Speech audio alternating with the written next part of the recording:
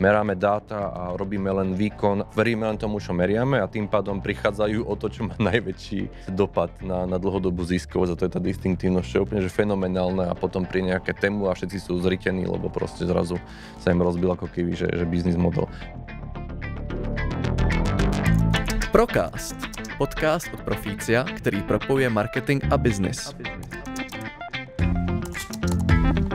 Tak vás vítám u dalšího dílu našeho Procastu. Tentokrát je na téma distinktivnosti, distinktivních brand assetů, zapamatovatelnosti, obecně to, jak to dělat, jak to nedělat a nemohli bychom na to mít povolanější hosty, protože tady máme po mojí pravici Mariana Koleva, což je Creative Director v Proficiu. Díky němu vlastně Česko, Slovensko nenávidí tančící křečky. A pak tady máme Mišo Bastýra, závodníka Le Mans, autora bestselleru, Ford 30x30, ještě něco takového dalšího, mám tam přihodit 2 firmy, ne? Zakladatel Zaragozy Go Big Name a ještě k tomu Darwin the Machines. Je tak? Vítejte oba. Děkujeme. A já bych to možná otevřel tím, co to vůbec ta distinktivnost je, protože takový buzzword marketingu, všichni by chtěli být distinktivní, všichni by chtěli být vidět a hlavně zapamatovatelný. Co to pro vás znamená a jak důležitá doopravdy je? OK. Můžeme si strihnout. Jo, stihneme si. No pojď. Hele. Vyhráváš, výborně. Tak, distinktivnost. Distinktivnost pro mě je v podstatě jako z pohledu kreativce z reklamní agentury, nikoli marketéra a brandáka ve firmě. Jedna z nejdůležitějších věcí. Jo? Protože ona stojí na takovým jakoby pomyslným uzlu mezi teorií a praxí. Jo? A pro mě to znamená, že dokážu vybudovat brand pomocí určitého toolsetu. Ta distinktivnost je toolset různých postupů, který mi pomáhají zvedat viditelnost značky. Jo? A existuje proto slovo salience, neboli český překlad je takový jako vyskakování nebo přečnívání. Není to třeba přilnavost, když už budeme jako učit termínu? Fyzicky, nebo přímý překlad je opravdu vyskakovat, přeskakovat. To znamená, že vyčnívá. Ta značka vyčnívá nad ostatní. To je salience. A ta distinktivnost umožňuje právě mě vytvořit značku, která vyčnívá nad ostatní. Takhle já ji vnímám. Mňa fascinuje, že máte v Čechách už pojem na salienciu, že my sa snažili zhodnúť marketeri na Slovensku, nepodarilo sa, použijeme saliencia. Takže gratulujem. Já myslím, že se neshodne spousta lidí se mnou. Nicméně takhle to vnímám já. Ale gratulujem, je to vyspelé. Keď už kultúra tvorí vlastné pojmy. A v každom prípade, ako keby, že z hľadiska founderov a biznisu, tá saliencia, distinktívnosť, ľudia si ju zamieňajú, founderi si ju zamieňajú s originalitou, takže myslia si, že to mal byť niečo originálne, niečo výnimočné.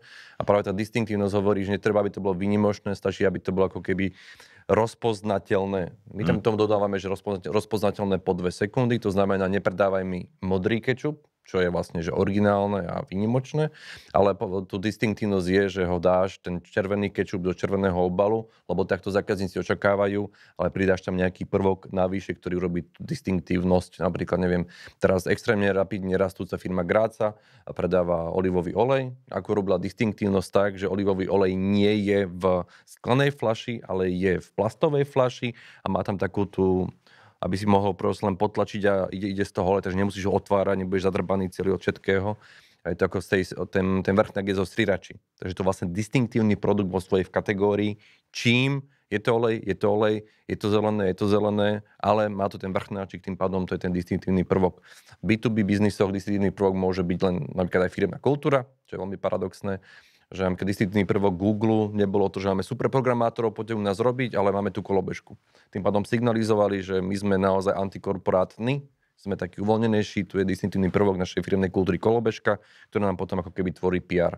Takže z pohľadu toho foundera a marketingového riaditeľa potrebujeme nás niečo, čo není celom aj bolo originálne, ale aby naozaj ako keby vybočovalo hľadiska mojej kategórie, aby ma ľudia zaregistrovali, vôbec, že aha, všimnem si to, aby ma spoznali, aha, všimol som si to a je to tento.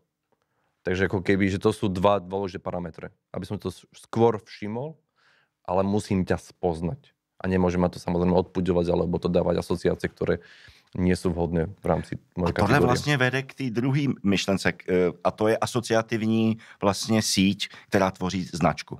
Jo? Vlastně tak, jak funguje mozek, je vlastně neuronová síť, která nějakým propojováním x bodů vytváří strukturu nějakou. A značka je struktura v mozku.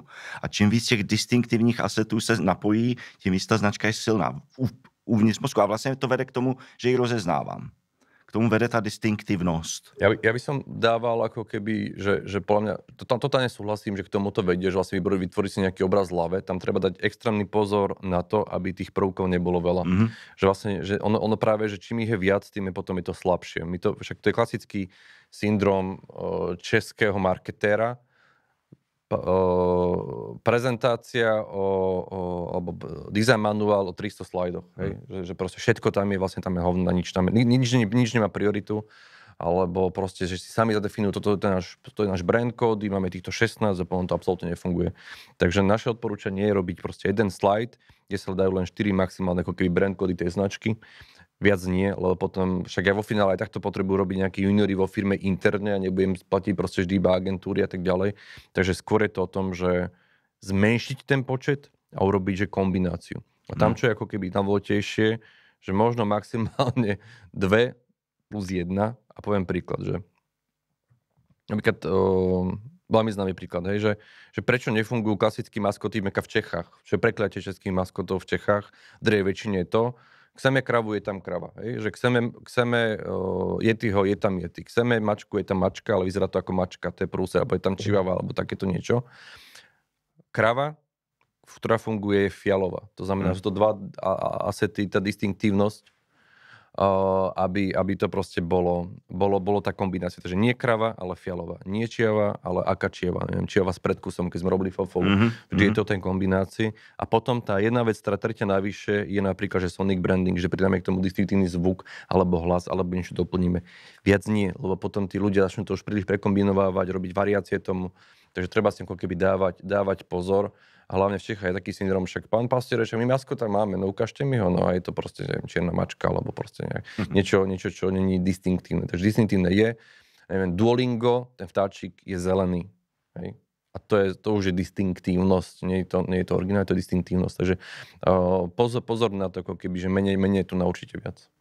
No, když to tak vy dva popisujete, tak to zní, že to je sofistikovaný, funkční, super. No, když se podíváme třeba na výzkum Ipsosu, respektive predikce pro rok 2025, 4 triliony, nebo kolik, 4,7 trilionu jde do marketingových spendů ročně na téhle planetě. To je skoro stejně, kolik má Elon, ne? Asi tak jako v banku. No. Každopádně 85% z toho, když to doměříme na vzorku nějakých 25 000 lidí, není distinktivní.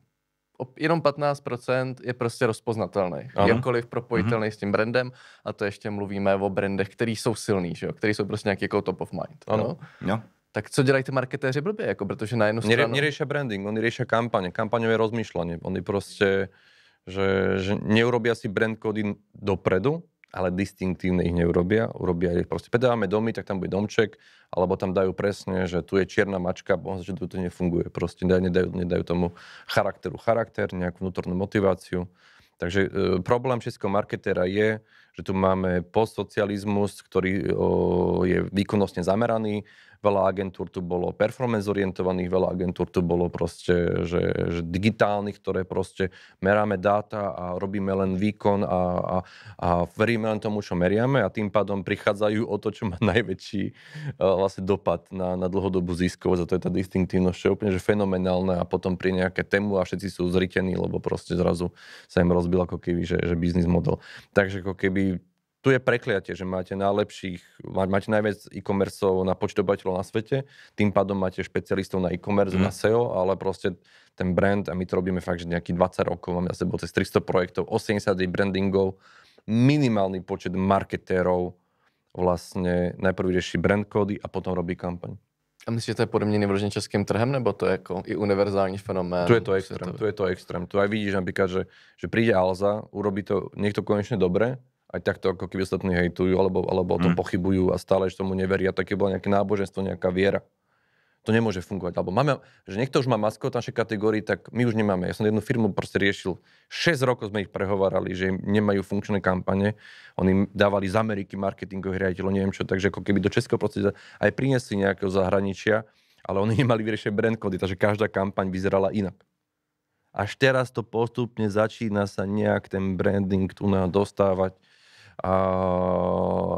Ale primárne to prekliatie československého to určite a ostatných tiež, lebo že keď robíš aj vo svete, tak vlastne málo je skúsených marketérov. Ono, já tam vnímám i, jak říkáš o těch e-shopech a o tom e-commerce v Česku, ono to má ještě druhou nohu, tenhle problém, a to je hrozivý příklon k racionální komunikaci. Což je vlastně to je přesně naopak než ty distinktivnosti. Racionální komunikaci si nikdo nepamatuje. Racionální komunikace opravdu funguje jenom na performance. A ani tam pořádně nefunguje. Zatímco ta distinktivnost v těch distinktních asetech, jako jsou maskoty, jako jsou jingly, jako jsou nějaký obrazy, které se ti tvoří v hlavě, jsou emocionální. A když se nedělá emocionální komunikace, tak vlastně můžeme zapomenout na jakoukoliv distinktivnost, protože si ho nikdo nezapamatuje. A to je docela problém, jakože to já vnímám tady u nás v Česku, je hrozivý příklon k racionálnímu zpracování všeho. Hodně málo se používá ta emocionální část. No, ale mení sa to. Akože ja musím povedať napríklad, že Grizzly, sme teraz riešili Grizzly.cz a my tam proste dali toho Grizzlyho a momentne narástla spontánna znalosť po prvej kampani 25% na tú značku, ktorá je pomerne veľmi silná. Akože oni sú super smart, robia to výborne. Takže ako keby dá sa upratovať aj existujúce firmy, alebo neviem, Condola po 30 rokoch začala riešiť distiktívne asety, dal sa tam proste Condelák, čo je krabica, čo má hlas Barryho Whitea. Condela. A proste oni, že my vám veríme, spravte to. A teraz 40% searchu ide na slovo Condola, predtým to bol tempo nábytok. A ty šetríš strašne veľa peňazí. Takže keby sa možno ako keby riešilo to, že čo keby ste chceli ušetriť peniaze? Že dlhodobo, že to ako keby, na to by možno Češi ešte viac počúvali, to by bolo ako keby, že fajn.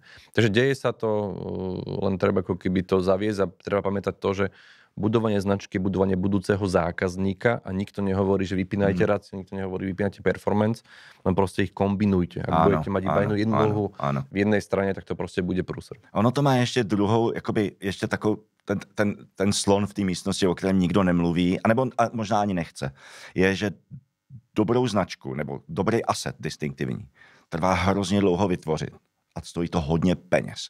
Ten pitomej zelený pandulák, co skřehotá, stál miliardy vytvořit. Samozřejmě všichni ho teďka známe, poznáme ho hnedka na první sekundě, když promluví, tak ho známe, ale je to tím, že oni do toho nainvestovali a neměnili ho. Neměnit. Tam je důležité jako mít nějakou vůli něco nechat bejt, jak je.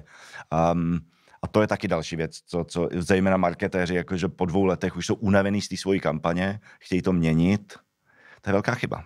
Vyšla taká štúdia, že vlastne, že čo spája veľké značky a tam bolo presne, potvrdzuje tvoje slova, že veľké značky sú konzistentné, veľké značky sú rýchlo rozpoznateľné, veľké značky sú ľahko kúpiteľné, to je akože tiež syndrom, že sa to vlastne ťažko kupuje. Veľké značky necielia na vybranú cieľovú skupinu, ale komunikujú na všetkých kategórií. Takže to je jeden z týchto parametrov, ale všímať, ako vymenovávam, a to je ďalšia vec, že teraz do takýchto podcastov alebo zhrnutiach videách môže pôsobiť, Ježiš, musíme vyriešiť ten distinktívny asset a potom to pôjde. A za najprv si porieši si v rastúcej kategórii a potom môžeš objektívne sa pozrieť na tie veci. A čo sa týka tých nákladov, tak áno, akože treba to vydržať, on sa to distinktívne stane, alebo máš väčšiu odvahu. Jo. Dáš krabici hlas Barryho Whitea. Dáš psovi z Fofolí proste, že je proste bizarný a má predskúzale, hovorí a vyhovára sa, tým pádom má, neviem, 32 miliónov videní a bola to tedy, ako keby to prekonalo aj prasiatko. Pomerne, že rýchlo, že to bol až kultúrny fenomén, lebo mal tú nohu v tej kultúre a mal nohu ako keby v tom, že replikoval správanie, ktoré ty vieš replikovať, čo je vyhováranie, či ďalšie ako keby trik, ako keby šetriť tie peniaze. Takže ak nemám peniaze, potrebujem väčšiu odvahu. A ako náhle mám pocit, že teraz to budem riešiť nejakou fokus grupou a teraz, že budem si porovnávať čivava versus toto versus, neviem, medveď versus proste škrečok versus lama a tak ďalej, alebo kapibára, teraz všetci riešia kapibáry samozrejme, tak ako keby to není tá cesta, pretože vám nikto vlastne nevie komplexnosť toho, ako ten charakter bude fungovať, keď bude vlastne tá exekúcia toho charakteru funguje.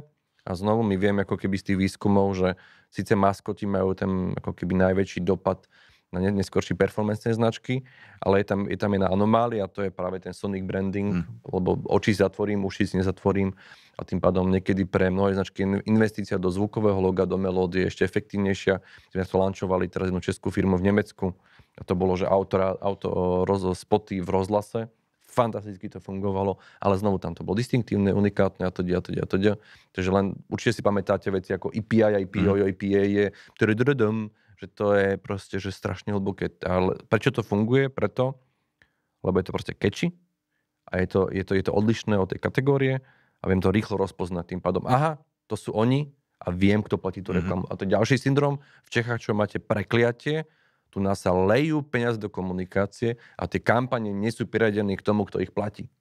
A tu chodia agentúry, oceňujú sa, ťapkajú sa, kreatívne ceny si dávajú a tak ďalej. Ale keď vidíte dáta, tak je to katastrofa. Je to absolútna katastrofa. Tie kampane nie sú priraďované k tomuto platí. Takže to ďalšia vec, my ako investori hovoríme aj v rámci investičných fondov, okontrolujte si najprv dátovo, či vôbec tie vaše značky, keď komunikujú, či komunikácia prejde na kuním. A už sa to potom robí, lebo musíte ísť nakoniec cez investora, lebo ten marketing si proste vymeriava performance a kliky a neviem čo, a meria engagement, nezmyselná metrika a teda. Takže len ja potrebujem, ak to platím, nech ľudia vedia, že to ja platím. Souhlasím s tím, no.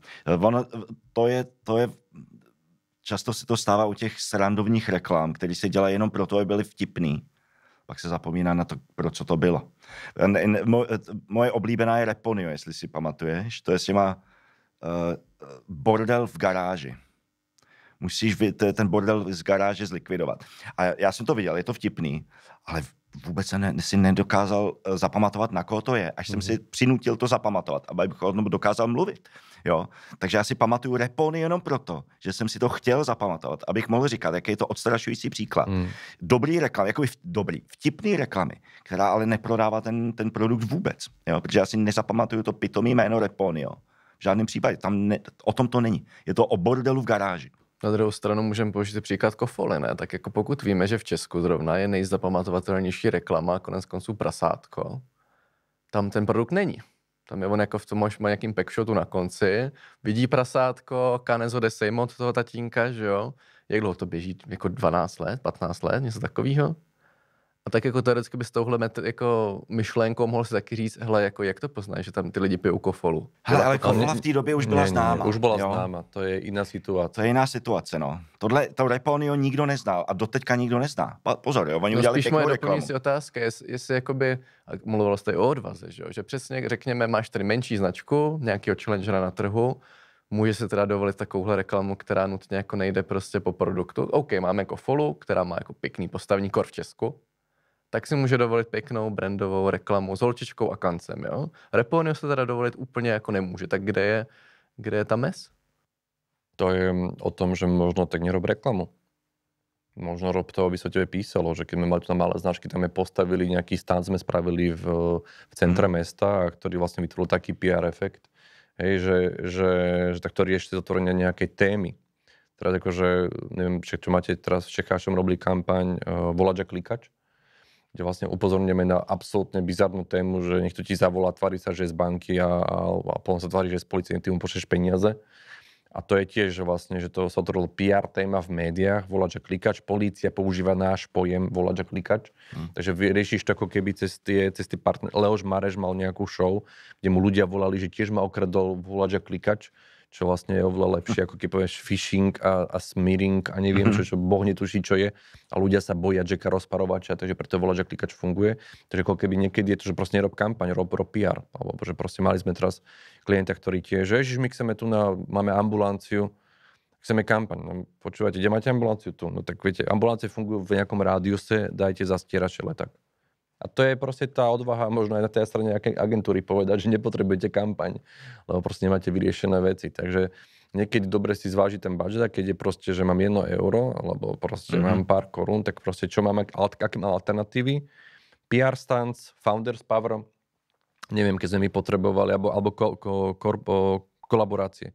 Keď sme potrebovali zvýšiť valuáciu Exponej o pár ľuďoch na, neviem, aby mal aspoň $300 miliónov, ja som sa potreboval spojiť so značkou, ktorá je silnejšia ako som ja, tým pádom, ktorá je akceptovaná a známa v Amerike.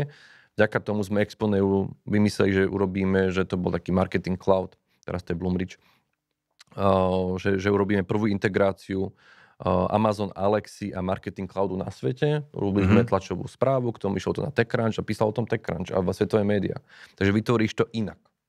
Že nemám kampaň, ale mám kampaň vlastne o tom, že robím takú inováciu ako líder tej kategórii, aj keď sa tvárim, že som líder, ešte ním nie som, ale budem, keď sa to uverejní, že vlastne tie nástroje sú. Len každý, a to je znovu prekliatie týchto trhov extrémne, uvažuje v reklamných kampaniach. Potrebujeme kampaň. Niekedy sa pýtame, šablónovite, áno. Že prečo potrebujete kampaň. Niekedy naozaj cieľom je mať kampaň. A rebranding je to isté. Že čo je cieľom rebrandingu? No však potrebujeme to nejak o toto a potom my zistíme, že tá značka nebola kontrolovaná na španielskom trhu, francúzskom trhu a tak ďalej. Takže tým, že kontrolujeme značky v 60 krajinách a byť naozaj, že tie firmy boli globálne pripravené, tak vidíme, že niekedy len proste niekto sa dá nechať stopu v rámci nejakého marketingu a potom tí investori sú z toho zúfali, pretože nemôžu s touto značkou rásť na trhoch, ktoré majú potenciál. A ešte poviem jednu vec, čo si hovorilo, že presne, že vtipná sranda a značka utiekla. To je veľmi dôležité si pripomínať, že vtip funguje, ale naozaj značka tam musí byť a dá sa to otestovať. Teraz sme lančovali veci pre Jim Beam v Poľsku a v ďalších krajinách. Oni mali ako keby dlhé roky práve s týmto, že oni potrebujú viac komunikovať tú značku, tak my sme proste naozaj po testoch sme videli ten spot a my sme ho prepísali tak, že Jim Beam je nielenže v prvej sekunde, ale tam sa povie Jim Beam proteín, Jim Beam kreatín, Jim Beam maca. Takže odvaha je aj to, povedz značku 7-krát v tom spote. Jde doles. Áno, to je, takhle sme to dělali, ale tohle funguje perfektne. Treba to opakovať. Akože netreba sa toho báť. Tak ako keby Dedoles prišiel obrovskú príležitosť to, že keby tie škrečky boli distinktívne, tak si ich trademarkuješ ako charaktery a boli by to, neviem, tie fialové škrečky a potom, podľa mňa, že reálne tam sa prišlo o to, že to mohlo zarábať oveľa viac na merči a to mohla byť ako Hello Kitty. Ale tým, že oni boli extrémne hypergenerické, že boli zameniteľné v podstate s krečkami, tak vlastne, že reálne, akože to je čistá špekulácia, ale vidíme to v tých iných maskotoch, keď sa robí naozaj, ľudia ich kupujú a to môže byť až taká sila v tejto popkultúrnej dobe, kedy proste aj dospeláci fičia na plišákoch, že to mohlo byť obrovská vec. Tam jako souhlasím, že mohli být víc distinktivní, ale tam došlo k tomu, že vlastně Dedoles nějakým způsobem upadl nejaký moment, že do toho sa dalo dostať. Ale mal 2 pokusy, lebo on vlastne reštartoval potom škrečky, boli neviem aké, potom boli neviem aké a že keby aspoň raz boli urobené, že teda všetky sú zelené. Tam sa to dalo ešte stihnout, ale bohužel tá značka upadla. Protože tam to šlo udělat. Najednou tam přijde fialovej nebo zelený nebo žlutý křeček a všichni na ně čumí. A vlastně nějakým způsobem se to lze to proměnit. My sme takhle neuvažovali, když sme to dělali. Jasné. A to je akože podľa mňa, akože bolo to, na to, čo to bolo správne. Však Jaro Chrapko poslal takú jeho prvú kampaň s tým stromom, tak hovorím, a čo bude ďalšia kampaň? Som ho tedy písal, že no nejaká ďalšia, ne. Potrebujete, vyberte si maskota a toho držte dlhé roky. Takže ako keby, že aj títo foundry si potrebujú ako keby prežiť to, že vlastne ríš spred z toho rozmýšľania o kampaniách na tú kontinuitu a vďaka Bohu toto ako keby, že prinieslo. No. Takže ako keby znovu firmu to nezachráni, ale firmu to extrémne boostne, že má potom náskok, že vlastne tie chyby sa odpúšťajú, lebo mám dlhší runway robiť chyby. Keď mám ako keby tú značku distinktívnu, tak ona môže vnútorne pivotovať. Máme klienta, my sme nazvali jeho firmu, dáme maskota, a on tú firmu po 2 rokoch predal, to bola nejaká IT firma, a pri tom predaji si povedal, že v zmluve tým novým kupcom, že ale nechcem si nechať tú značku. A oni boli ITčka, ale nevedeli, že oni si to všimli kvôli tej značke. Jasné, že my si bereme teda tú technológiu a urobil druhú firmu pod to istou značkou, pod tým istým názvom a znovu to predal. Okay. A toto je pre mňa ako keby to, že k tomuto má byť dobrá značka, že keď budem pivotovať, meniť, alebo mňa zrazí auto a tak ďalej, tak tá značka dokáže ako keby produktovo sa prispôsobovať dobe a byť atraktívna v rôznych kategóriách. Takže to bol ďalší český syndrom, voláme sa Bílá technika CZ a potom sa čudujeme, že nevieme rásť a teda, alebo príliš rýchlo expandujeme do ďalšej krajiny, nevyhráme trh, ale už ideme ďalej, nám to rozdrobí nám to fokus, rozbí nám to tým a zase ďalší průser. No a když tady zazněly takový jako do's and don'ts, že, jak to dělat, jak to nedělat, a ještě teda jako když jsme kornoví na trhu, že jako hrát s velkým rozpočtem je zase něco jiného, hrát s malým. Tak kdybychom to brali potom, že dejme si nějaký jako příklad, jo. Jsem nová firma, mám nějaký rozumný peníz, mám nějaký vydefinovaný teda produkt, řekněme, můžeme si říct nějaký jako jednoduchý, co by to mohlo tak být, že ne, boty třeba. Tak když si budovat něco, co je distinktivní, vím, že prostě jako na první dobrou nepůjdu proti Nike, že jo, tak prostě budu to budovat lokálně třeba. Tak když budu budovat ty brand assety, jak bych měl jít prioritně? Co je první, co budu dělat? Kdybychom dělali takovou tu kuchařku, že jo, vždycky lidi chtějí návody, že jo, rychlokvaškový řešení, co jsme řekli, že není možný. Ale kdybychom se teďka o to pokusili, hypoteticky, co byste, pánové, řešili jako první? Tak ty jako, já začnu a pak Míšo může pokračovat, protože ty máš zkušenost s jmény. Já si myslím, že v první řadě bych si zamyslel, jak se vůbec jmenuju. Jo? Pokud mám ambici být velký a jmenuju se, já nevím, Boty černý, to není dobrý název. Ale kdyby jsi prodával černý, tak by to bylo skvělý. Nebylo by to skvělý vůbec, právě že. Já si myslím, že první řadě název, logo, to jsou ty dvě základní věci, které má každý. Ale ne každý to má dobře udělaný. Jo? Tam bych se zaměřil vůbec, jestli naše značka je dobrá, tak, jak ji máme teď. A pak teprve bych se zaměřil na to, jaký další asety představit. Když prodáváš vodu, pitomá blbá voda a dáš jí jako název Death, OK, zajímavý. A funguje to. Liquid Death, ano. No, je to najrýchlejšie rastúca voda v Amerike. Môže samozrejme padnúť. Teraz vlastne nestíhali vyrábať, dali výrobu z Rakúska do Ameriky, potom nevedeli distribuovať, britský trh, vypli ho, český trh vypli a tak ďalej. Uvidíme, je to na nich, či sa ako keby to neobohrá.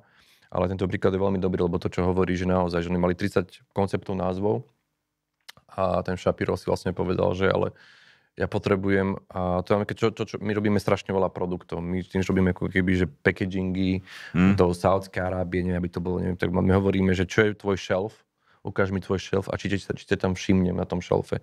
A ten Shapiro bol veľmi rovnaký prístup, že vlastne on hovoril, že ja nemám na kampaň peniaze. Ináč, čo sa hovorí, že Liquid Death bol že obrovský virálny úspech úvodnej kampane, ona mala 1 000 000 videní. To je, tu na niekto prdne a má 5 miliónov v Čechách videní, hej? Takže ako keby, že to vôbec tak nebolo, že... Ale tí novinári to strašne zmanipulovali, ten príbeh. Strašne manipulovali. 30 názvov, ako keby z nich vyberal taký, ktorý ako keby, že človeka donúti zastať, keď pôjdem okolo regálu. To bolo pre neho strašne dôležité. A druhá vec, ktorá sa absolútne ako keby, že ignoruje, je to, že najprv si vyberá tú kategóriu, on nemyslel, že vodu. On len hľadal, ktoré kategórie už majú revenue, ktoré sú zabehnuté, čo nebude experiment v podnikaní a poďme do nudnej kategórii, ktorá veľa zarába. Takže keď sa pýta, že keď riešime, že obuv alebo takéto veci, tak my sa snažíme pochopiť, či je to lifestyleová značka, founderka sa splní svoju víziu a chce aj ku mne aj zahorieť a vypaliť peniaze, ale splniť si sen, alebo či chceme riešiť biznis. A keď si niekto sen, tak spravíme ako chce. Keď si niekto biznis, tak prepovieme, že dobre, tento dizajn nemá teraz trakciu ako produktu, musíme upraviť, poďme do kategórie, ktorá už má trakciu, či to tenisky, obuv, nabehanie a tak ďalej, že vlastne niekedy upravujeme až biznis plán, čo je úplne neuveriteľné. A potom v tej kategórii potrebujem tú distribúciu. Liquid Death, oni vlastne všetci, že ale oni mali D2C webovú stránku, kde predávali prd. Nakoniec aj tak, vlastne oni sa nevedeli dostať do tých chladničiek, lebo Coca-Cola, Pepsi vlastnila aj distribúciu, aj auta, aj chladničky, tým pádom aj predajné miestne. To je halúd, akože tam, to teraz keď si tu nám pozrieme, povieme, že tu na Česká Slovenská republika anomália, lebo tu nás niekto myslí vlastnú značku kombuči a má distribúciu, prehovorím niekoho v DMku, aj tam v Amerike nemá šancu. To je extrémně těžký, ano. Celsius, další velká růstová značka, nemá šancu. Nemá distribuci. Museli se domluvit s Pepsi, aby vůbec měli distribuci. No a títo sa nedokázali, ale zistili, že Anheuser-Busch legislatívne má akože, že musia niekoho iného distribuovať. Oni išli cez ich auta a keďže tie auta už išli do podnikov, tak urobili z toho rockerskú značku, lebo vedeli, že potrebujem predávať, ja môžem predávať iba v tých proste baroch a takýchto podnikoch, takže preto to bolo urobené ako kvázi ten heavy metal drink. No ľudia to teraz spätne roznavazujú a ako dávajú tam, že im záležalo na životnom prostredí a to bolo celé PR, akože hej, že strašne veľa je tam takých šumov a aj teraz včera som videl video, že ako urobiť proste 700 miliónovú valuáciu a bol tam úplne bullshit, lebo ten príbeh náhodou poznáme, tam je nejaký známeho investora a tak ďalej.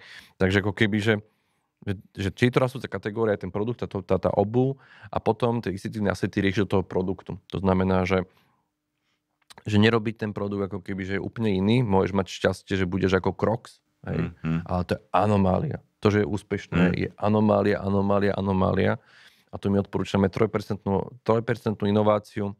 To je Virgil Abloh, vlastne, keď robil kolaboráciu, on iba 3% zmenil na tom produkte, že tam pridal niečo malinké, že stále to bol produkt, ktorý bol akceptovaný v kategórii, očakovaný v kategórii, ale bol niečím zaujímavý. Takže my sa snažíme ten produkt o 3% niečím, aby bol zaujímavý a potom urobíme medzisitívne asety, ktoré nám pomôžu, ak je napríklad presne priorita shelf, tak by fungovalo proste v regále. To znamená, že z diaľky z 5 metrov som rozpoznateľný, robili takú značku Voxberg, extrémne rýchlo rastie a ten brand kód je 5 prúhov. To by nevyšlo v tendri, vieš, proste každý by chcel, že dajte mi tam nejakého kapibaru, neviem čo, 5 prúhov a proste nie 5 prúhov, lebo to viem spoznať na takom packagingu, že proste, že keď to má influencer v rukách. A čo sa týka toho názvu, tak ako je to niečo, že od stratégie poviem, že Jim Beam, my robíme pre niekoho keby názvy, a branding je takéto ďalšie veci už dlhodobo. Možno ste zachytili, že pred nejakými 10 rokmi oni vlastne potrebovali do kategórie predať babám a tiež riešili, že ako predať babám proteín a takéto rôzne veci. A anabolik, neviem čo, proste, no tak nie, to nie je dobre, tak proteín, hej. Tak sme robili značku, že Beast Pink.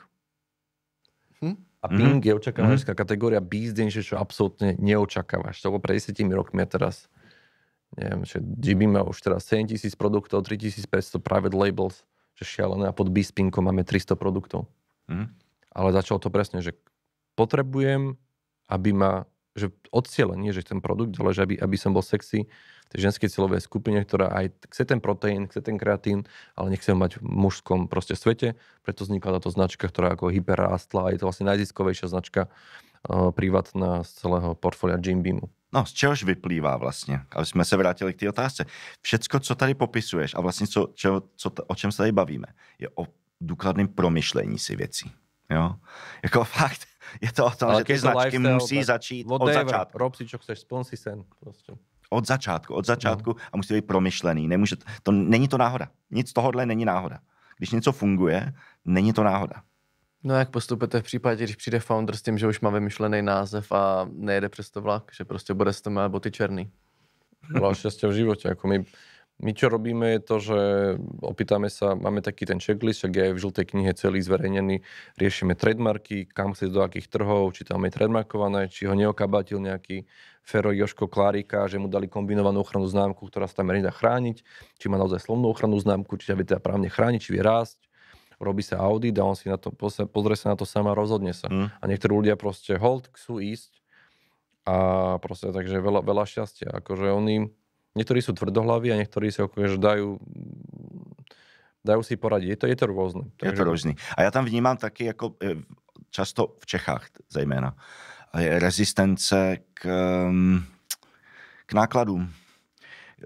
Já už to mám koupený, já už to mám zařízený, já už to takhle chci a teďka všechny ty novinky, co mi přinášíte, stojí další peníze. Nevěřím tomu, chci to dělat po staru, už to mám hotovo. Je rezistence vlastně, to je ta odvaha. To je ta odvaha i tím neprobádaným. A ono to něco stojí. Já bych doporučil všem, jakože najít tu odvahu i třeba jako zaplatit věci, které se vám nechtějí platit. Je to tak? Tak ale to je český syndrom. Tu akože sa nechce tu na ľudia proste naozaj, že obracajú každú korunu úplne bizarne. A že podľa mňa, že prekliatie fakt českého trhu je to, že tu nás sú šikovní ľudia, dostupným technológiám, s najrýchlejším internetom na svete, vzdelaní ľudia a navzájom si robia zle v tom, že tie ceny sú tak nízke, že tí nechcú zaplatiť a tí potom idú že na agentúry chodia do tendra, alebo Feed the Beast a tu títo nechcú zaplatiť, že keby naozaj, že tu musia len, aj oni vidia, že keď Alza investuje, takže to funguje. Vidia, keď sa Skypicker kúpil doménu za 800,000 na kiwi.com, vidia tie veci, že to funguje, ale proste je to málo tých príkladov, ich to proste nezmení. To je proste nejaký syndrom, proste neviem čo. Minule som bol tiež pozvaný, že viete čo, že pán pastor, že viete, že nerobíme tender, ale len me pozvali akože také malé výberové konanie, že 3 agentúr. Ale také je to tender, nie? My nechodíme do tendrov, máme sa proste 300 projektov, boli sme 2-krát v živote v tendri. My nechodíme do tendrov. Ja odmietam 8 z 10 vecí, lebo nestíhame. No ale, takže oni, normálne, že to je, že nechápem, a to je len tento trh, že to je, že my sme zahraničí.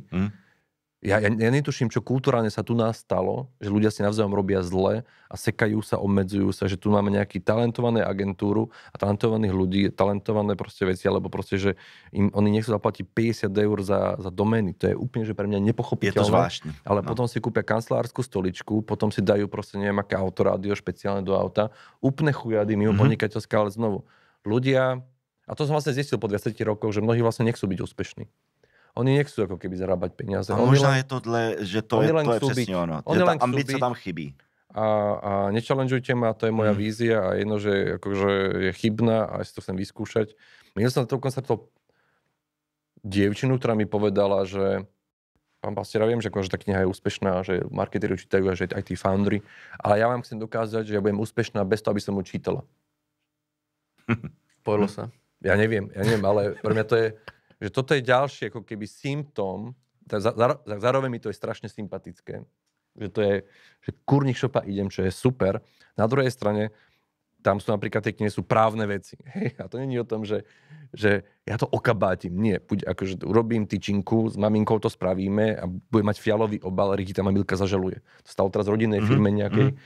A stalo to 80,000 eur stál proste ten súdny spor. Úplne zbytočný. Takže sú veci, ktoré experimentujte, majte odvahu. A druhá vec, pri tých právnych veciach nemajte odvahu, lebo je to fakt, že blbosť. Já nevím, kde to popravdě je, ja neviem, ale je fakt, že je spousta značek, který dělají pouze performance. A veškeré svoje peníze vrhají komunikačně jenom do performance. A vlastně je otázka, zejména pro ně, teda i pro mě, já bych chtěl nějakým způsobem jim pomoct vylízt toho performance hellu v podstatě a vytvořit značku. Ale nejde to, pokud oni sami nechtějí. No, a teď je otázka, jako, jak je vůbec jakoby namotivovat. Vieš čo, trik, čo si vyskúšajte aj vy v agentúre, je to, že nehovorte o značke. Hovorte o biznise. Nepovedzte slovo značka. Absolútne nepovedzte, lebo to tu má nejakú stigmu. A to nám funguje vo Švajčiarsku, v Saudske, neviem kde proste, že ako riešime business case a business opportunities, tak je to úplne ako branding, lebo branding, viete, znovu, prekladie brandingu je to, že teraz to je tiktokerská téma. Ako si vyberať správnu farbu pre svoje logo? A branding sa rieši pre cez chujády, ktoré sú proste, že blbosti. Fakt, že blbosti. A to sú persony, a to sú archetypy. A si všetko vyberieš a zistíš, že vlastne nič nemáš. A potom byť misiu, víziu, hodnoty našej firmy. Hovadina, ty kokos. Akože, znovu, nemá to, keď ideš predávať firmu, má to vplyv, lebo, neviem, Sequoia chce, neviem, tak sa napríklad znižujú valuácie firiem, že founder si povie valuáciu a niekto to ide kúpiť a urobí si ako keby test hodnot, či sú konzistentné v rámci vedenia. Nie, dá sa to ako dôkaz, že tá firma není vyladená a zníži sa cena. Tam sa to používa. Ale nie v bežnom živote, normálnom. Akože, takže ako keby riešia sa tu chujády, ja to volám, že brandová ezoterika. Takže ja chápem toho foundera, keď je obklopený brandovými ezoterikmi, ktorí mu hovoria proste persony, archetypy, neviem čo, a firemná kultúra a proste psychológia farieb, že jasné, že tomu neverí. Však to je také, že predstav, že tu niekto ti hovorí, že Jupiter má vplyv na tvoj zisk. Tak ono, jako scaffolding to trošku funguje, že to usměrňuje nějakým způsobem myšlenky, ale co s tím? No. Když to dostane ten klient do ruky, tady to pane máte, co on s tím bude jakože dělat? No, alebo marketingová stratégia 300 slajdov. Proste Boh netuší, čo to je. Alebo druhé čelo prekliatie, tu bola taká vlna, kedy sa riešilo tá spoločenská zodpovednosť. A zrazu proste firmy začali riešiť, že musíme konať dobro, neviem čo, a firmy sralo, keď niekto konal väčšie dobro, ako oni konali dobro. Hej, že A ja to vidím, my máme tiež niekoľko agentúr na Slovensku a teraz taký známy si zaplatil brutálnu stratégiu, stalo to strašne veľa peňazí, ale bol na nejakom festivale, niekde mal stánok a tam bolo napísané, že názov jeho novej firmy a tam bolo, že pro lepší budúcnosť. Krása. Ako název firmy. Nie, ako keby claim, ako keby, že ja mu hovorím, že kámo, Riti, čo je toto? Hej, že čo to je? Ale vieš, stalo to strašne veľa peniazí, brutálny workshop. Teda. A že kámo, ale tí ľudia nevedia, čo predávaš. Ty by si na nejakom veľtrhu niekde v Berlíne, alebo tu v Prahe bol, tí ľudia nevedia, čo predávaš. Napíš tam nudne, predávam tenisky na behanie, ja neviem, alebo nábytok z masívu. Proste. A toto mňa strašne sere, že proste máš zúfalého foundera, ktorý niekomu zaplatí peniaze a ten mu povie po workshopoch, že proste pre lepší budúcnosť, však to je normálne, že odrb. To je normálne, regulérny odrb a manipulácia nešťastných ľudí, ktorí nevedia čo. Takže ja sa nečudujem, že potom neveríš brandingu ako takému, keď sa proste rieši let's make the world better place, takéto hovadiny, ktoré však sú dobré, že fungujú. Ako keby, že keď si konať dobro, tak konáte dobro. A moja rada je, keď mám viac peňazí, viem konať viac dobra. Takže poďme zarobiť peniaze najprv a potom poďme konať to dobro. Ale toto je prekliatie tu, lebo... A ďalšia vec, veľa ľudí to rieši len z kníh. Že všimnite z tej statusy na LinkedIn tých rôznych ľudí.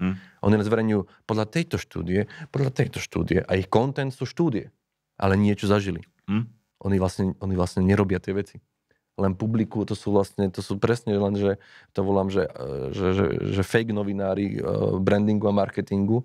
Oni nemajú skúsenosť, ale dávajú štúdie, ktoré mnohé sú zlé, hej, alebo majú zlé dáta v sebe. Áno, a neví, jestli je to pravda, nebo proč je to pravda. Oni len to dajú, lebo, a to teraz vidíš, hociaká štúdia Lesa Bineta a tieto veci a tí ľudia ako keby hneď to dávajú vonka, že to je absolútny fakt. Že oni nemajú zažité tie veci. Netušia, že tie veci fungujú inak kulturálne, inak kategoriálne.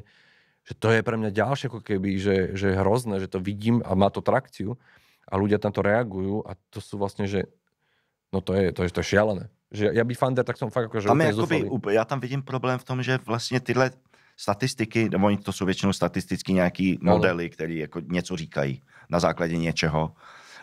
Jak to pak přeložit do nějaký smysluplný akce. To je přesně to stejný, jako když já dostanu pro lepší život nějakou strategii. A co já s tím teďka? Jakože? Dej mi příklad, co já s tím. Jakože bez té exekuce je to celý k ničemu. Super, toto si výborne povedal. Bez exekúcie je to na nič. Presne. Bez exekúcie to výhodené. Kúpili si PowerPoint, gratulujem. No.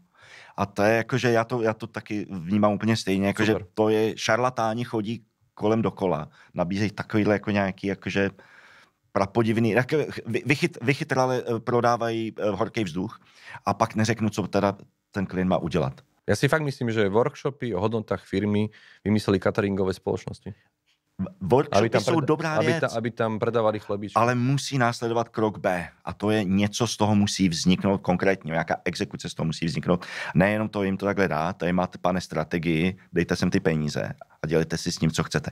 To nejde. Počúvajte, čo sa mi stalo? V Čechách nás zavolal klient, úspešný, bohatý a tak ďalej. Poďte, máme agentúru, bude s nami robiť workshop a nastavíme si značku. Že OK.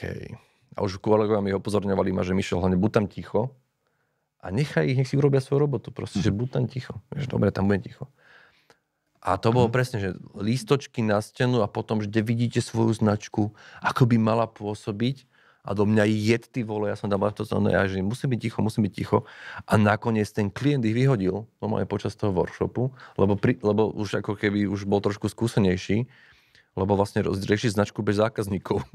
Kde je zákazník? Tam nesedel, vieš, tam nebol input z trhu, neriešila sa vlastne, že biznisová stratégia, neriešil sa, že čo má trakciu, aké produkty majú trakciu, ale sa riešilo nejaké virtuálny pocit značky, to, čo sa vám páči. Pán founder, čo sa vám páči? To je jedno, čo sa mne páči. Ja potrebujem, že no ma vyhodil no ma to prerušil ten klient, tak som bol taký spokojný, že proste, že nemusím sa opýtať, že kde je zákazník, že ďakujeme za pozve na workshop a lepíme si veci. Ale to je ďalšie prekliatie. Proste tí ľudia si zaplatia workshop, majú workshop, ale nemajú z toho vlastne nič.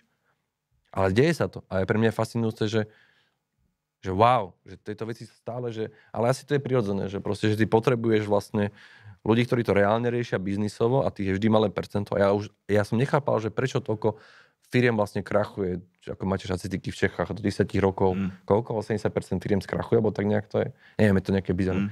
Ja tomu už normálne, ja som nechápal, že čo je problém, a je mi už jasné, že čo je problém. Workshopy? No jasné. Ale workshopy bez toho, že tam je nejaký zákaznícky insight, že tam je nejaký, že sa nerieši trh a biznis a zákazník. Ale rieši sa len tá kozmetika, presne, že ľudia majú pocit, že ja tam z archetypa kreatora urobím archetyp magician a budem zarábať. No hovno, nebudeš zarábať. Vieš, že toto je tá chyba. My niekedy riešime, že proste, že najprv si budeme riešiť biznis model. Že koľko chcete zarábať, toľko to. Ale musíte otvárať predanie. To nevychádza finančne. Vy musíte robiť licencovaný produkt, musíte licencovať, musíte mať licencie, ináč to nesplníte do tých 3 rokov. Ale tá agentúra by už tam išla dávať oného maskota ďalšieho. Toto je proste, že tá tupota priťahuje tupotu a potom proste to spôsobuje proste to nefunkčnosťou potom ako keby robí stigmu celého brandingu, čo je podľa mňa strašne nešťastné. A tady jsme se dostali vlastně na úplný dno, řeknu tak obrazně. To je na úplný začátek. Jo? Ty tady popisuješ něco, co já vnímám jako, že víme, čeho chceme dosáhnout, pojďme teda vytvořit nějaký model, nějaký asety, nějaký prostředky, jak toho dosáhnout. Ale když neuděláme úplně na začátku, když nemáme tu ambici, nevíme, co chceme, nevíme, proč to děláme, tak je všecko k ničemu. No. A vlastně ani to nedokážeme udělat, si myslím. No, a to je asi prekletie, ale znovu, akože patrí to k podnikaniu, že treba si nahlas povedať to, v úvode aj tak nikto nič nevie, čo bude fungovať. Áno. A treba skúšať a vydržať. Áno. A treba mať otvorenú tú myseľ, tú flexibilitu, že tak vyskúšame 40 vecí a uvidíme. Áno. A nie teraz, táto jedna bude fungovať, tá nás zachráni. Nie. My sme jednu firmu, kde sme mali investíciu, proste ladili 2 roky, keď sme zistili, že ty vole, že asi fakt Austrália je iba veľká na mape. Napríklad to bola chyba. My si mysleli, že Austrália je veľká na mape a bola malá, hej, tam je zavreli proste Austráliu. Potom v Británii tam úplne niečo fungovalo, úplne niečo iné. A nám radili, my sme boli s chalami z Avastu, nám radili, že ako riešiť biznis stratégiu salesovú. A samozrejme, že sme to urobili podľa seba a zapálili sme niekoľko miliónov zbytočne, že oni nám hovorili, čo máme spraviť a my, že a že my to okabátime. Takže ja som bol sám toho súčasťou. Takže je to takže aj tá dravosť, aj tie veci ako keby súvisia s tým podnikaním, ale zároveň pre nás tá chyba nebola taká, že budeme sa teraz z toho bičovať a obviňovať, že sme spravili chybu. Jasné, chyba, ideme ďalej a ďalej a ďalej a ďalej a ďalej. A zjavne ako keby toto je tá vlastnosť tých podnikateľov, že proste neriešia, čo bolo, ale ide sa ako keby ďalej a nemajú problém kapnúť a zmeniť a upraviť a teda, ale pomáha, keď tie brand assety sú vyladené a tým pádom to umožní experimentovať produktovo. A to jsem chtěl navázat. V momentě, když vidím, že to funguje, fakt mi to funguje, tak vydržet. A vydržet dlouho. Vydržet dlouho. Just do it, kolik tomu je? 40 let? Stále to je. Nezměnili to. Funguje to. To je esence tý značky. Starší. No a potom aj toho CEO, čo povedal, že data driven a že on verí na data a skoro položil značku, že odpalia distribúciu. 2 roky to vydržel, ne? Ani ne, možná. No, to je typické. Aj Duracell taktiež zobral človeka, ktorý ako keby rieši dáta a je data oriented a bude všetko merať a vypol zajaca a potom vyplí jeho, hej, lebo tak padli predaje, keď vyplí zajaca, lebo presne to je tá racionalita, však čo má zajac s najkvalitnejšími baterkami na svete, poďme ukazovať vedcov a neviem čo, tak jasne. A hlavne akože tá datová analytika řeší, co bylo a ne co bude, to je akože docela veľký problém. Plus riešiš debilné dáta, lebo vlastne máš, niekto ti povie, že má dáta, ale že čo sú tie dáta? A zistíš, že sú úplne zlé. Že vlastne ten zdroj dát je zlý. A potom ako keby, ja už tom ako keby menej verím, že skôr je to o tom, že rozhoduje peňaženka zákazníka, jeho preferencie, kam idú peniaze, čo nakupuje, nešpekulujeme. Fakt ten Jim Beam má tisícky produktov. To nie je firma postavená na produktovej inovácii. To je firma postavená na marketingu. Ten produkt je kvalitný, je dobrý, ale není wow, že to je úplne nový druh proteínu, ktorý, proste ti dá tretiu nohu. Hej. A což mě jako mi napadá, lidi si hrozně pletou diferenciaci s distinktivností, to jsou 2 úplně jiné věci. Zrovna ten Jim Beam, on není nějak odlišný od nikoho, ale má tu distinktivnost v tom, jak vystupuje na veřejnosti a jakým způsobem to říká. To je ten rozdíl. Ta značky nepotřebuje být nutně mít jiný produkt, mít auto, který má 6 dveří a ne 4 a podobně. Áno. A tam ešte by som povedal pri tom Jim Beame, lebo sa stretávam veľmi často, ľudia riešia, že áno, to funguje vďaka Daliborovej osobnej značky, neviem čo, tak Dalibor sa venuje personal brandingu proste posledné 2 roky, Jim Beam má 10 rokov, akože, takže nie. A druhá vec, Dalibor je šikovný podnikateľ primárne, že to je akože že on je podnikateľ, nie, že si rieši nejakú osobu. Takže to je prvá vec. A druhá vec, ľudia potom vidia tú skratkovitosť a majú pocit, že ja budem tiež robiť osobnú značku. Neverili by si, koľko founderov si robí osobnú značku v Čechách, idú do Nemecka potom a zistia, že to vôbec nefunguje, lebo celé to postavili na sebe. A ja nie som známy v Nemecku, tým pádom nepredávam. Takže moja rada je, postavte značku na tej značke, na tom produkte, na tej firme a vy ste len ako keby doplnok toho. Ale ak to budete stavať cez seba, tak to bude sakra drahé potom reštartovať celé na ďalšom trhu. To je vlastně to stejný jako v té komunikaci. A teď se trošku vzdálím od tady toho tématu, ale to jsou ty distinktivní asety. Když si zvolím jako distinktivní aset někoho, a mám ambice zároveň být trošku větší a postavím si distinktivní aset na nějaký lokální osobě, tak najednou zjistím, že mám na Slovensku, no v Maďarsku, no v Polsku, no ve Slovinsku prostě problém. Nefunguje to. Takže i tady je potřeba jakoby vůbec přemýšlet, co jsou ty distinktivní prvky, se kterými počítám pro budoucnost, protože oni by měli fungovat celkem dlouhodobě. Takže přemýšlet o tom v nějakém delším horizontu, aby jsme si nevybrali blbě. No tady se podle mě hodněkrát zvedalo i to téma nějaký odvahy, respektive její absence. Samozřejmě tady, kdybychom se vrátili historicky, tak můžeme polemizovat přesně postsocialismus, nějaký tady victimhood dlouhodobý, že to asi ten fenomén tady bude. Hambíme se pochválit. Přesně. Úspěchy ideálně jsou přesně zdroje k tomu, aby nás někdo nesnášel, že jo? Takže to si myslím, že toto všechno vstupuje. A podle mě tomu přesně nahrává to, že jsou věci data-driven, že jsou věci data-based, že lidi tady radši mají věci, které jsou bezpečné. Lidi prostě něco hlavně ať prostě to není moc vidět, hlavně ať si moc jako nevystrkujeme a hlavně ať moc neriskujeme, že jo, tak v té chvíli to dává smysl. A samozřejmě tomu nenahrává ani to, že přesně když jako velký investice do brandingu nebo konec konců velký investice do budování distinktivních assetů, prostě vždycky budou velký, vždycky budou riskantní a jak tady konec konců zaznělo, jako tak jestli to nevrátí to hned. A ten pocit dobrý možná se tam dostaví, ale jako datově, přesně vrátíme se k tomu, jaká tam je rojka, že tady furt jsme v situaci, kde řešíme návratnost investice na brandingu, což je jako vždycky to bude těžký. No a to je práve ten problém, čo vlastne tie všetky case study reklamných agentúr sú väčšinou nejakou Cannes alebo čo Briti zbierajú dlhé roky, IPA a tieto veci. Ale problém je ten, že komunikácia z Salesforceu, ktorá z neho spravila miliardovú firmu, nebola v živote prihlásená do žiadnej kreatívnej súťaže.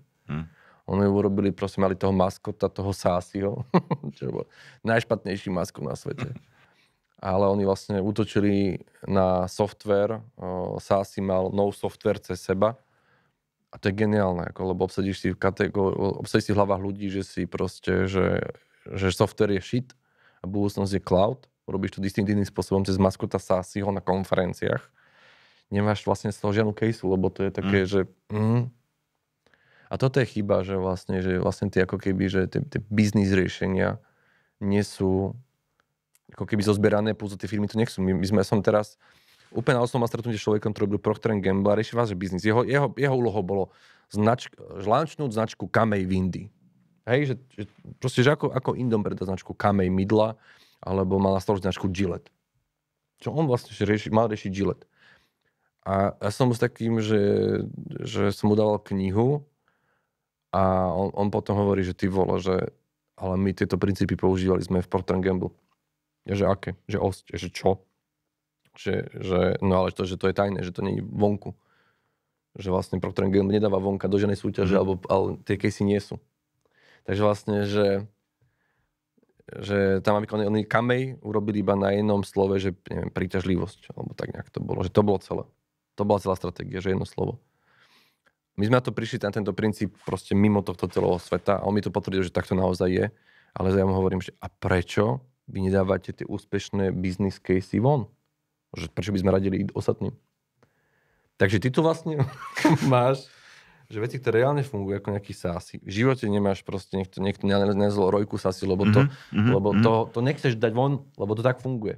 Nechceš to dať vonka, ale potom máš kreatívne výstrelky, ktoré sú proste, že prd, ale veľa sa o nich píše, lebo sú mediálne atraktívne. Takže znovu, proste je to takáto disproporcia, sa vlastne musíš stretávať s reálnymi ľuďmi z reálnych firiem a zistiť, že tu je ešte nejaký iný svet, ktorý není v médiách, není nikde. On nebude mať v živote tlačovú správu. A není v těch datech. Není v dátach. A tým pádom není v dátach. Presne tak. Nie je v dátach. Ale funguje ako hovado. No. A toto je, a zrazu proste, Nicméně to neodpovídá na tu otázku. A ona ta otázka je těžká totiž. Brand měřit přímo nejde. A respektive musí se dopočítávat. Jo, protože ano, konverze na banneru nebo konverze na nějaký SEM, klikám na linky a tak dále, jasně je to měřitelný, všecko možný, ale vůbec nebere v úvahu tu připravenost těch lidí, kteří na to klikají, odkud znají tu značku, co se dělo předtím, než na to klikli. Tohle je velký otazník, který samozřejmě racionálně uvažující markeťák nechce vlastně do toho zabředávat. Proto on preferuje ten performance, kde na všechno má tabulku, tady se mu to takhle ukazuje, a když je brand, tak se musí nějakým způsobem dopočítávat. Tam se musí jakoby nějakým způsobem zprůměrovat tyhle ty všechny aktivity a ani to není jasný. Takže oni se tomu chtějí vyhnout, protože nemají ty data. A nebudou mít ty data. Oni nejsou. To je problém. Reálný problém. Nicméně, já nevím, jak bych to řekl, ale všechny úspěšné firmy dělají brand. Všechny úspěšné firmy jsou brand. Jsou ten velký, silný brand. A nespoléhají na performance. A čím to asi tak je, že jo? Jak to vypočítat, já nejsem kvanťák, já opravdu tohle nedokážu. Nicméně doporučuji lidem, aspoň, jak ty si říkal, kejsky tam nejsou, ale i z těch kreativních vlastně výsledků lze se aspoň vytušit nějaká progrese toho, když se dělá brandová reklama, jak moc to funguje. Jo? I přesto, že je to třeba jakoby z toho tvýho popisu vlastně, ty říkáš, ta pravda je ještě trošku jinde, ale i tady z toho je cítit, že brand jako takovej prostě lze nějakým způsobem trackovat a způsobuje velký jako swell. Dám vám príklad z toho Jim Beamu presne, že my potrebujeme vedieť, my sme vlastne skúmali, čo je v Poľsku dôležité pre zákazníkov v kategórii, v takýchto značkách. Zistili sme, pre zákazníkov je dôležité široké portfólio. Si objednám z jedného e-shopu supplementy na všetko. Super. Takže my vieme, čo je dôležité. To je prvý výskum. Robíme kampaň, ktorá ako keby bubnuje na to, čo je dôležité pre zákazníka. Ignorujeme seba. To je veľmi zaujímavá vec. Ignorujeme seba a v čom sme my výnimoční. Nie. Nie, čo sme výnimoční, to, čo je dôležité pre kategóriu. A po tej kampane meriame, či sme v tomto parametri narastli. Takže my sme narastli v parametri široké produktové portfólio, takže my vieme, že to je dôležité pre zákazníkov. Takže vďaka tomu sme získali reálne pre Jim Beam, tam bolo 10 000 nových zákazníkov viac. Ale oni majú presné merania, oni vedeli, že toto bol že bonus navyše oproti performanceu. Oni majú také modely, oni vedia, že keď budú fungovať s influencermi performance, oni majú takú analytiku, že vedia, že presne aká bude krivka toho rastu. A toto je bonus kampane. Tak. Takže ty vlastne potrebuješ skúsenú firmu, ktorá proste už má nejakú tú baseline organického rastu a potom ty len zahráš na strunu, ktorá je dôležitá pre tú zákazníkov v tej kategórii. Firmy, čo robia problém, je ten, že sa strašne analyzujú svojich zákazníkov a proste do seba sú my tu na pomer listočky o nás, proste chujady, palenie. Takže je to vykročie mimo. Keď sme teraz robili Barefoot, predávať, neviem, Španielsku alebo Nemecku, tak proste my sme tiež potrebujeme pochopiť, že Barefoot treba vysvetľovať alebo netreba vysvetľovať. My sme neriešili, že či niekto vie, čo je bydlenka. Mňa to nezaujíma.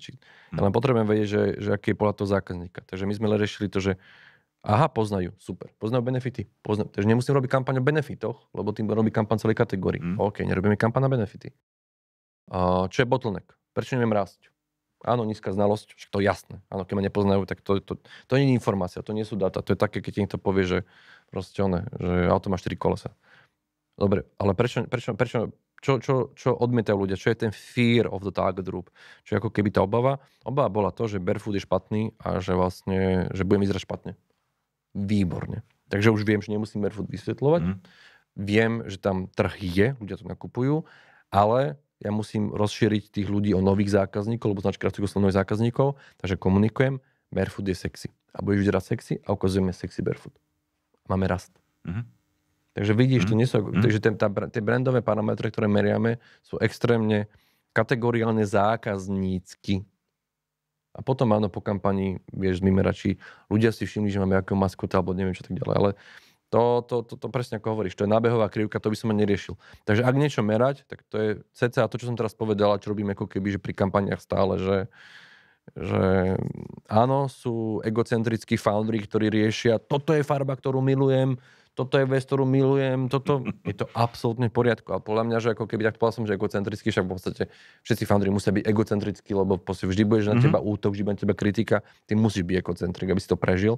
Ale niekedy je dobre si povedať, či chcem robiť lifestyle značku podľa seba, alebo či chcem byť naozaj, že rásť rýchlejšie, kedy vlastne počúvam ten trh. Takže značka sa netvorí, značka sa najprv počúva.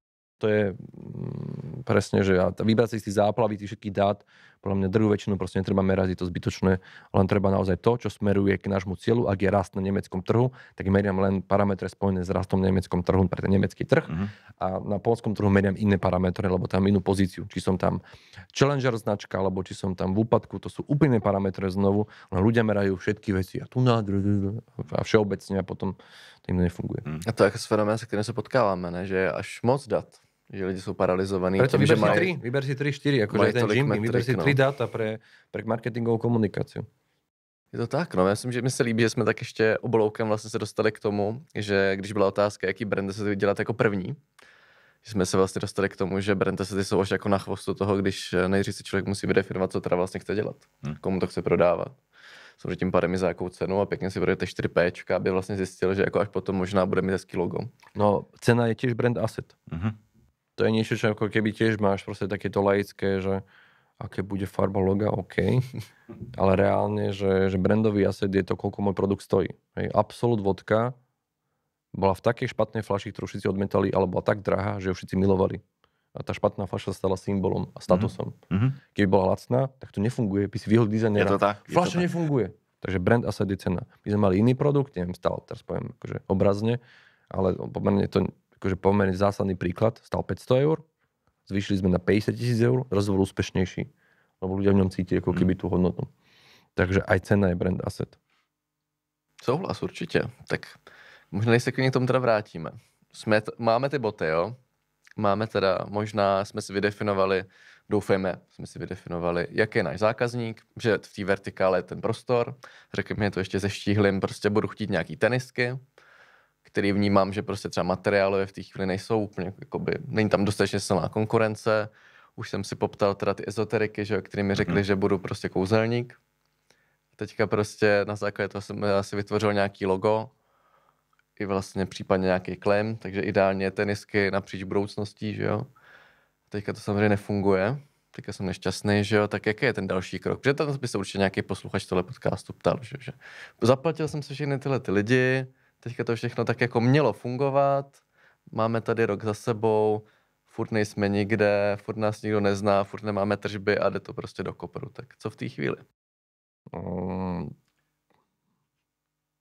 No povedz potom poviem. Zároveň tady zaznělo, že 70% firm zkrachuje, takže to je přesně ta firma na tyhle trajektorii možná i, že jo. A ono je to tak, jako že ty nemáš nikdy 100% jistotu, že to bude fungovat. Nicméně, ty už to trošku popsal, co se dá dělat. Ty si musíš zjistit, co ten zákazník si myslí o tom produktu a v té kategorii. To je ten první krok a tam tě začnou napadat ty věci, které jakoby bys měl dělat. Jo, jako určitě nejde jít ke stolu a začít vymýšlet nějaký brandový asety, které jako mají zachránit tu situaci. Protože nevíš, jaký problém řeší. Ty musíš nejdřív zjistit, proč ta tvoje firma nefunguje. Ono se to může stát i naopak, že tobě to začne fungovat. A nějakou náhodou. A v ten okamžik, jako, že ty musíš přemýšlet, proč to funguje a co mi na tom funguje. Ale to většinou není pravda. To je většinou to je jiný scénář. Běžný scénář je, že mi to nefunguje. Co s tím teďka? A jako já bych na to šel přesně, jak ty si popsal. Musíš pochopit v první řadě, kde mám problém. kde mám problém. A teprve potom bych začal definovat to řešení. Nemám pro tebe jakoby v tuhle chvíli nějaký návod, jakože tam určitě bude fungovat nějaký maskot, třeba nějaký jakože aligátor, nebo orel, anebo tam bude fungovat nějaký jakože audiologo. To je opravdu až na konci. Tam v tej žltej knihe je vlastne zoznam problémov, kde vieš robiť takú analýzu. Tam máš presne, že toto, ale toto, takže to nefunguje. Takže vieš tam presne prejsť tie problémy, takže ak nevieš prečo, tak je tam asi 12 problémov a to ťa aspoň uľahčí v tom, že aké väčšinou je problém v distribúcii, väčšinou problém v pricingu, v kategórii, ktorá padá a teda, alebo proste ti nevychádzajú náklady na akvizíciu. Hej? To je proste celé, že to je okabátil a keď v Amerike 400 D2C značiek ohlásilo sa do nejakého retailu za mesiac. Lebo všetci mysleli, že budú direct to customer predávať 400 značiek za mesiac išlo do retailu. Čo je, že a to bol iba jeden človek na strane retailu povedal, že ich kontaktovalo. Takže nehovorím o trhu, hovorím o jednom človeku, ktorý dostal 400 mailov founderov. Pretože sa zvýšila tak cena akvizičná, že proste nevychádzalo im to. Takže ako keby, že niekedy môže robiť všetko správne, a nemáš trademark, tak ideš do riti, nemáš distribúciu, ideš do riti, máš zlý pricing, ideš do riti, máš produkt, ktorý proste ako keby, no, takže tam si to celé vieš prejsť, že treba zistiť, že čo je problém a hlavne neriešiť seba, ale naozaj riešiť ako keby očakávanie toho zákazníka. Takže čo robiť? Ako som ti povedal, tam ten príklad toho barefootu, že neriešim do seba, ja riešim von. Jim Beam, ja riešim von. A jako cítím tam občas ještě, že ta pravda může být i taková, že to, co popisuje, i co já jsem popisoval, je ten ideální stav, ale ne vždycky se dostaneme do tohohle stavu. Můžeš se dostat do situace, že ten zákazník říká, potřebuji od vás kampaň, nebo potřebuji od vás prostě komunikační koncept, neřešte distribuci, neřešte moje problém, to si řeším sám. A vlastně nedostane šanci vůbec tohle jako do toho šáhnout. Jo? V ten okamžik jako máš problém čistě jenom komunikační, tam pak jakoby můžeš přistoupit k takovým jakoby zjednodušeně řečeno, uděláš si nějakou market analýzu těch značek, které tam existují, jakým způsobem komunikují, najdeš tam nějaké příležitosti a na ty příležitosti odpovíš nějakým způsobem. Jo? Ale samozřejmě to, co ty popisuješ, to je daleko lepší jít ještě o tu úroveň před kampaň v podstatě jít. Pokud je ta možnost. Ale niekedy je to primitívne. Poviem vám 2 príklady takýchto, že fuck upov, že tiež značka, obrovská investícia vo Švajčiarsku nefungovala, ohlásil sa Migro, veľká investičná spoločnosť, aj zároveň investori. Pomôžte nám to zachrániť, prúser nejaký. A my sme len zistili, že ich brand kódy boli zameniteľné s konkurentom. Oni mali v Zürichu proste billboardy, mali online kampaň, ale ich komunikácia bola priadenová ich konkurentovi. Easy fix. Ale nebolo by cieľom robiť ďalšiu kampaň, musia zmeniť brand kódy. Takže oni vlastne vypalili ďalšie strašné prachy na ďalšiu kampaň a znovu pomohli konkurentovi. To bolo, takže presne kampaň riešenie najprv proste poďme späť o krok, alebo niekedy to je fakt, že biznisový problém, majú sme ďalšieho klienta, neviem, Army Market. A keď poviem Army Market, tak máte pocit, že oni boli jednotka v kategórii. Šikovní ľudia, extrémne, wow. A taká základná otázka, že som sa opýtal, že vedia vaši zákazníci, že nakupujú u vás? Už jasné. Ste si naozaj istí, že vedia vaši zákazníci nakupujú u vás, v podstate Army Market, a zistilo sa, že nevedia. Zistilo sa, že oni tam reklamujú aj iní z Army shopov, že to bolo kategória názov zameniteľný a sa to muselo jednotka na trhu premenovať. Premenovali sme to z Army Market na Varagot a narastli o 16%. Lebo ich komunikácia bola konečne priraďovaná ku ním a ich zákazníci vedeli, u koho nakupujú. Udělal to ten naming? Reálne ten naming. Áno. Áno. Jak ste na to prišli, že to bude tým názvem? Lebo sa nič nezmenilo. Právě, no. Měli furt maskáč, nebo jak byli barevní vlastně. To, vieš, akože tam, to je na tom fascinujúce, že niekedy sú takéto hot fixes, ktoré proste vieš, že, ale vieš, ty vieš, že to je namingový problém, keď nevedia priradiť ani tú značku, že nakupujú teba, alebo reklamujú u konkurentov u teba, alebo ti píšu z iných obchodov, že som, ale vy ste náš zákazník. Takže to sú niekedy takéto ľahké veci. A to je ďalší syndrom. Podnikateľ neveria, že ľahké veci fungujú. že zmeň farbu, to sa stane. Že ako keby, že áno, niekedy sa to fakt, že zmeníš farbu a stane. Áno, niekedy zmenou názvu úplne, že vystrelí, že šialene, že áno. Musíš tá cenovka, že musíš áno, zvýš cenu. Proste zvýš cenu a bude proste budovanie značky, budovanie budúceho zákazníka a vytváranie chtíču. Proste úlohou marketerov vytvárať chtíč.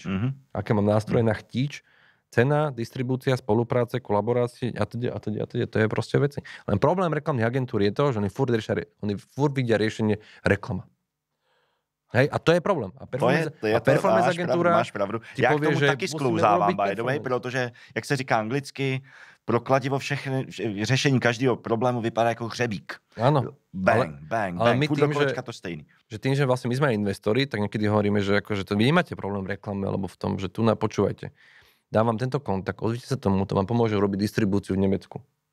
A choďte z tohto trhu, choďte riti zo Talianska preč, lebo to nedáte, alebo choďte z Čiech preč, lebo tu na všetci aj tak bločky riešia, neviem, ako v gastro. Vieš, že proste niekedy to takéto racionálne. Len proste, že nedať si ten klobúk foundera agentúry komunikačnej a dať si klobúk proste parťaka podnikateľa je že niekedy veľmi ťažké, lebo ty vedome prídeš o tú zákazku. Ale dlhodobo na tom strašne získaš.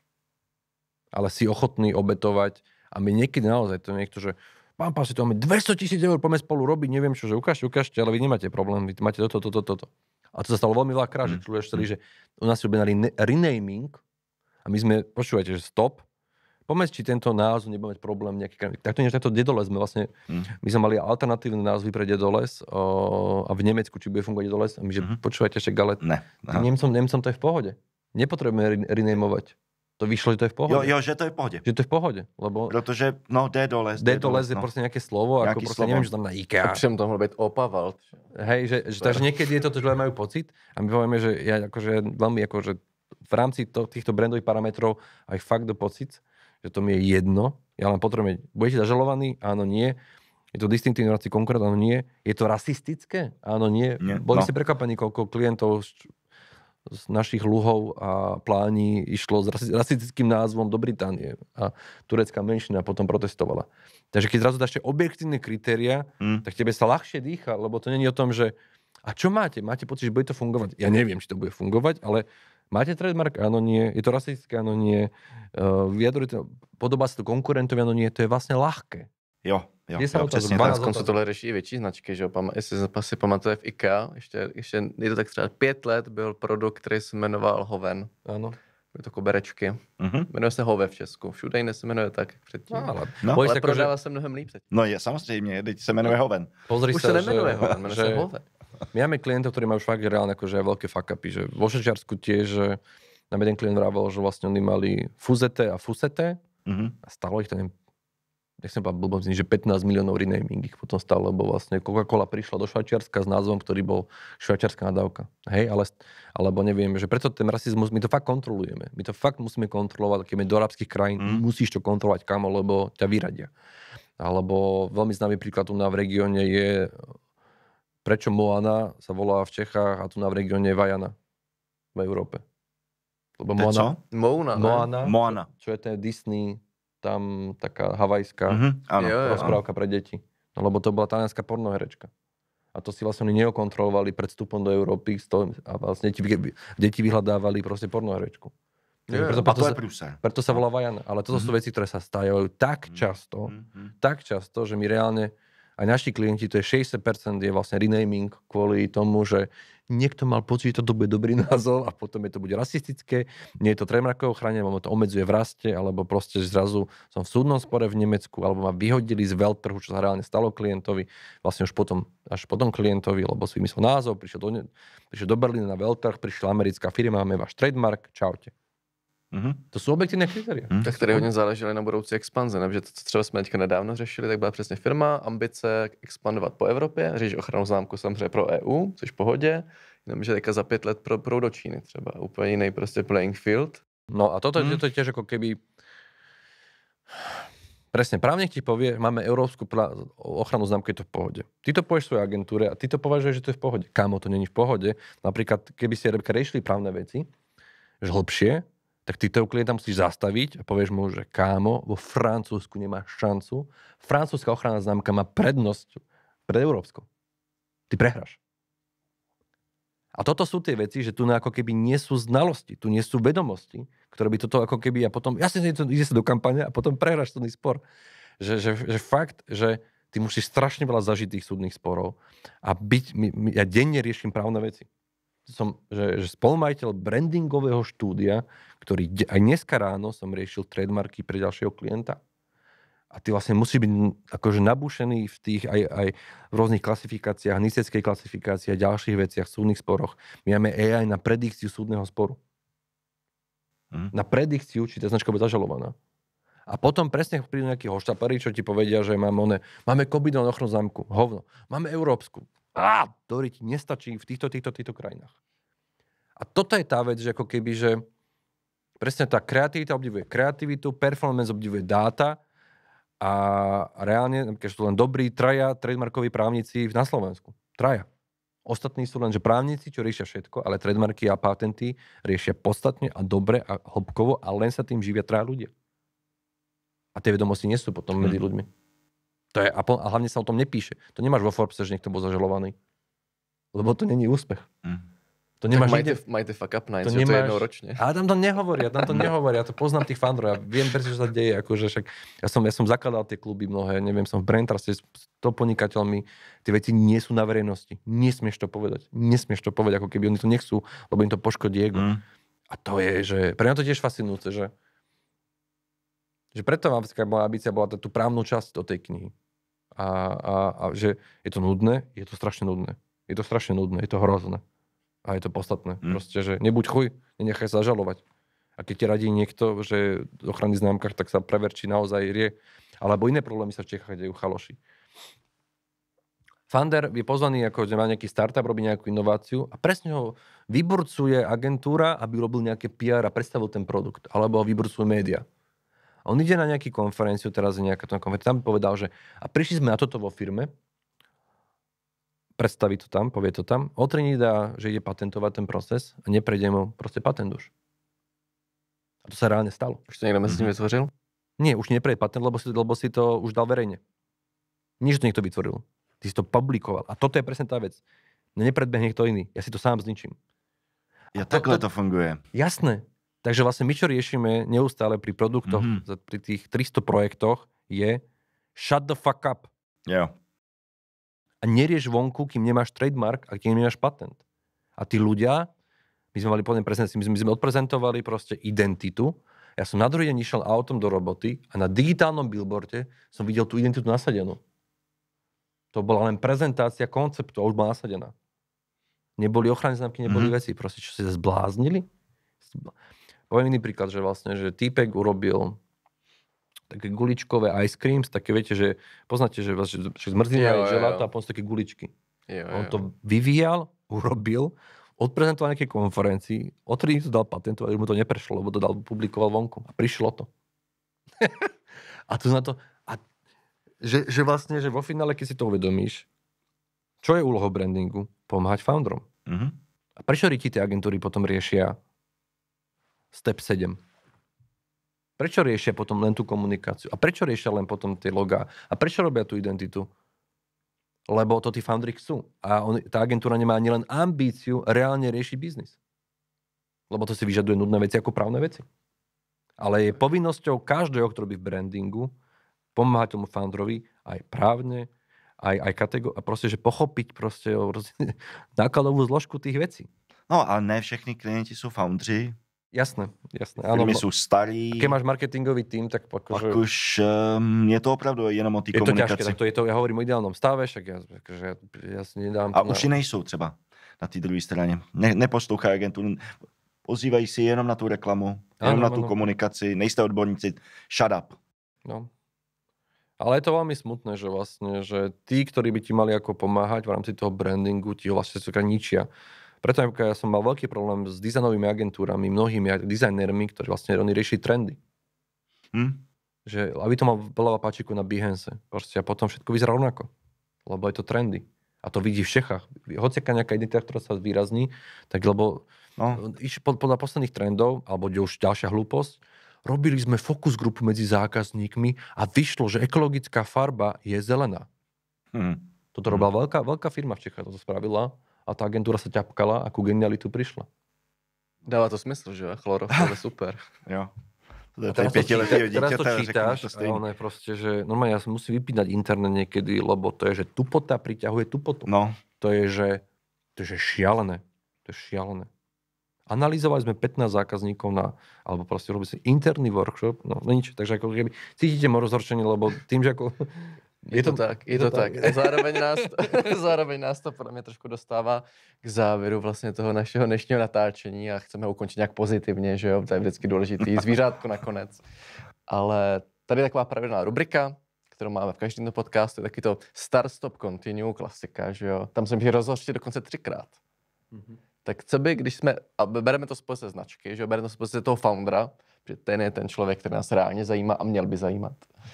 Tak když teďka chci být distinktivní, když chci budovat distinktivní asety, vycházím z toho, že chci dlouhodobě budovat svůj brand, tak s čím bych měl začít, v čem bych měl ideálně pokračovat a co rozhodně zrušit, co spousta třeba lidí na trhu dělá. 3 věci. Co byste řekli?